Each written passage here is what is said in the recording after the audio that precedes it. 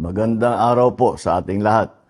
I am pleased to inform everyone that for the first time in over a decade, a significant natural gas discovery has been made.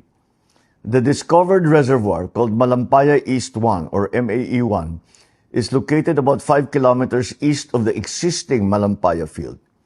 The MAE-1 is estimated to contain around 98 billion cubic feet of gas in place. Katumbas nito ang halos 14 na bilyong kilowatt-hour ng kuryente sa isang taon. Ibig sabihin, makakapag-supply ito ng kuryente sa mahigit 5.7 milyong kabahayan, 9,500 na gusali o halos 200,000 paaralan sa loob ng isang taon.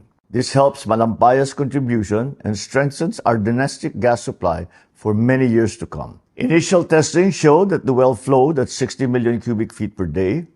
This indicates that the well has the potential to produce even more, confirming it is a high productivity resource comparable to the original Malampaya wells. Aside from the natural gas, the discovery also includes condensate, which is a high-value liquid fuel. This additional resource can help support the government's efforts for the stabilization of our power supply. Ipinagmamalaki rin natin na Pilipino ang nanguna sa drilling na ito. Higit sa lahat, natapos nila ito na walang aksidente o environmental incident. MAE-1 is the first milestone under the Malampaya Phase 4 drilling campaign, which also includes the Camago 2 and the Bagong Pag-asa wells. The next steps are the completion and testing of the Camago 3, followed by the drilling of the Pag-asa exploration well to pursue more potential gas resources.